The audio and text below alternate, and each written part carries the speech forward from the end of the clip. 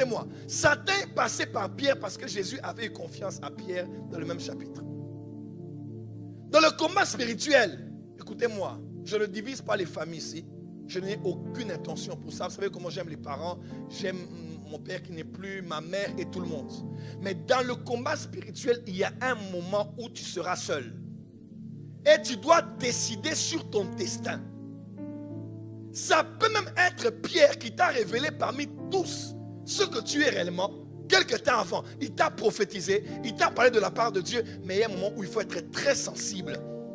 Si tu es toujours dans les sentiments, la personne par qui Dieu est passé sera la personne par qui Satan passera. Ça fait plusieurs années, quand l'église Philadelphie a commencé à Kinshasa, j'étais engagé avec une sœur.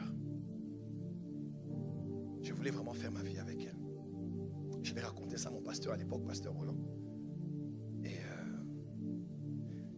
on avait fait quelques années ensemble. Et le Saint-Esprit me disait, ce n'est pas elle. Tu t'étais persuadé que c'était elle. Tu sais, des fois, on se persuade. Hein?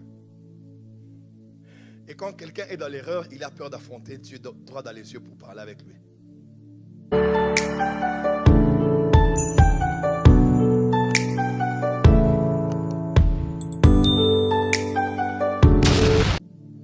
Satan sait que ta plus grande force, c'est ta compassion, mais c'est aussi que ta plus grande faiblesse, c'est ta compassion. Et il dit, oh Seigneur, oh, à Dieu ne plaise vraiment que tu puisses partir. Et Jésus s'élève d'un ton autoritaire et dit, arrière de moi, Satan. Il dit, pourquoi?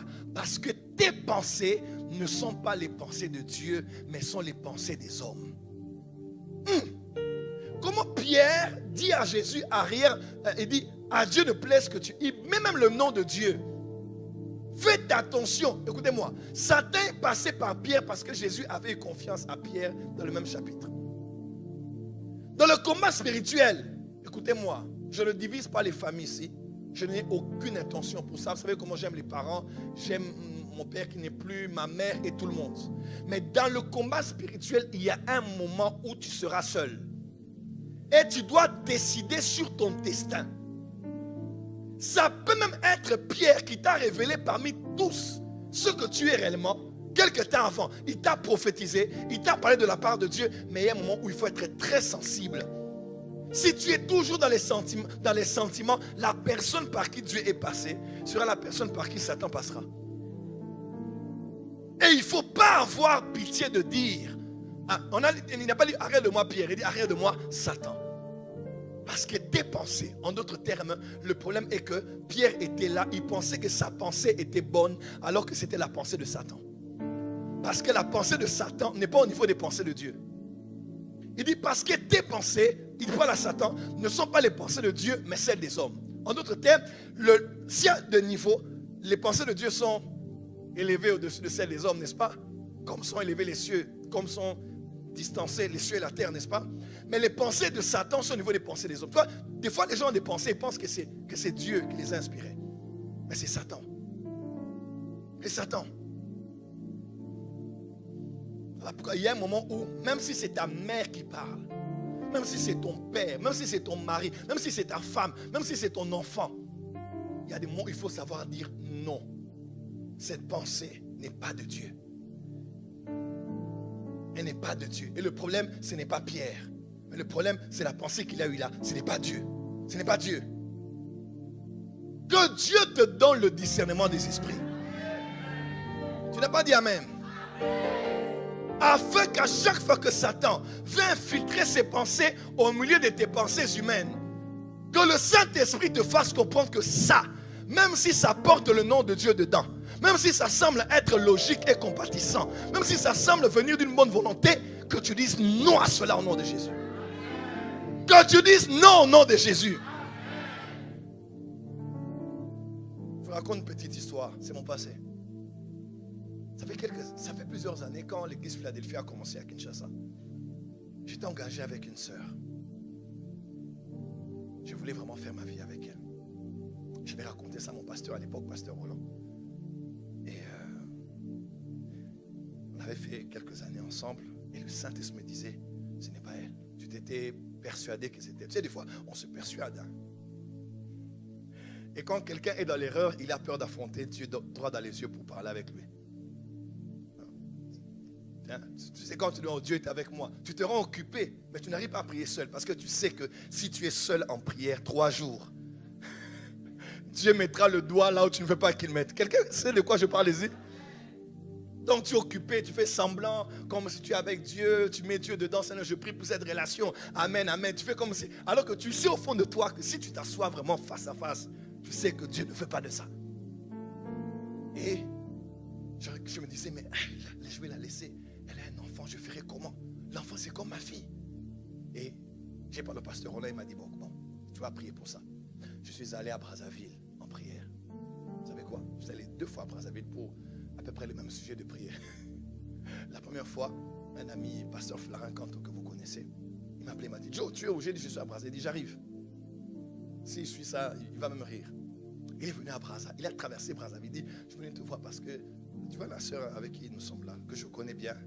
Dieu a dit, ce n'est pas elle. Je lui disais, je suis venu à Brazzaville pour faire la retraite de prière ici, mais il m'a dit, ce n'est pas elle. Maintenant, je me suis dit, j'ai dit, Seigneur, je vais la laisser comment? L'enfant d'autrui. Elle n'a que moi dans sa vie. Oui, il n'y en a que moi. Une bonne personne. La femme était très attachée à moi. Elle dit à papa. Il dit, Seigneur, je veux faire. Et moi, j'ai connu des choses dans ma vie, Seigneur. Je viens de loin, Nzambe Joël. J'ai dit, Seigneur, je vais faire comment? L'enfant d'autrui, elle avait des problèmes dans sa vie. C'est moi qui lui ai parlé de Dieu. C'est moi qui l'ai fortifié. Je l'ai encouragé à s'attacher à Dieu, tout ça. Je l'ai dit à gros. Elle s'est sentie de nouveau belle, intelligente. Elle avait beaucoup de problèmes avec sa famille, son père, sa mère. Je l'ai m'enfant, je lui ai donné de l'argent, tout ça. Je l'ai dit, pasteur Flash, je vais faire comment avec elle? Il dit, mais Dieu a dit, il faut que tu laisses. Et je suis allé prier. Là, c'était au début de Philadelphie. Je suis allé prier, j'ai dit, Seigneur, vraiment, cette histoire, je vais faire comment? Et Dieu me dit, sors Jonas de la barque. J'ai dit, ah. Et l'esprit commence à m'expliquer maintenant. Mais tu vois, Jonas était le problème. Dieu aimait Jonas, il y avait un plan pour Jonas. Mais puisque Jonas était au mauvais endroit, les hommes, les marchands ont commencé à perdre leurs marchandises. Ils ont commencé à perdre, à jeter par-dessus bord, à jeter leurs marchandises. Et ils avaient perdu leur cargaison. Jusqu'à ce qu'ils découvrent que le problème c'était Jonas. Maintenant, si on se dit, oh non, Jonas, si on le jette, il va mourir. Il y a un moment où il faut être sans cœur.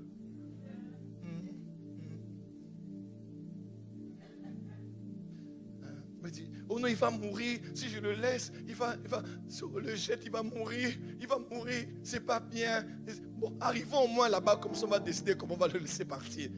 Je dis, si tu laisses Jonas là, tu vas tout perdre et vous allez tous chavirer. Seulement, Dieu qui a choisi Jonas peut envoyer un poisson pour le sauver.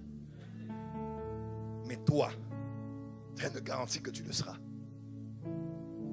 Il y a des gens, sépare-toi d'eux. Même si ça fait mal, le Dieu qui l'a créé, ce Dieu-là qu'il a connu avant qu'il ne rejoigne ton bateau, qu'il ne rejoigne ta vie, qu'il ne rejoigne... Je sens que je prophétise pour quelqu'un ici. Je ne sais pas, mais même en ligne, je sens que ce témoignage, c'est Dieu qui parle à quelqu'un. Je sens, je sens, il avance prophète. Oui, le Dieu qui est avec Jonas, celui qui a choisi Jonas, là, qu'il a aimé, dit seulement, toi, par-dessus la 3e corde.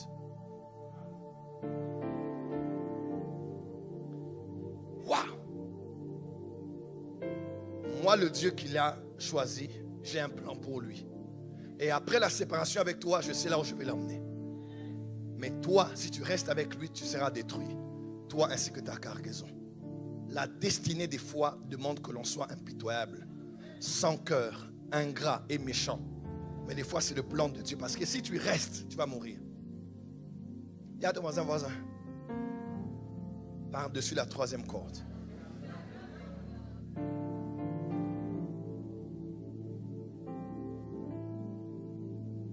Il y a des amours qui ne sont pas divines.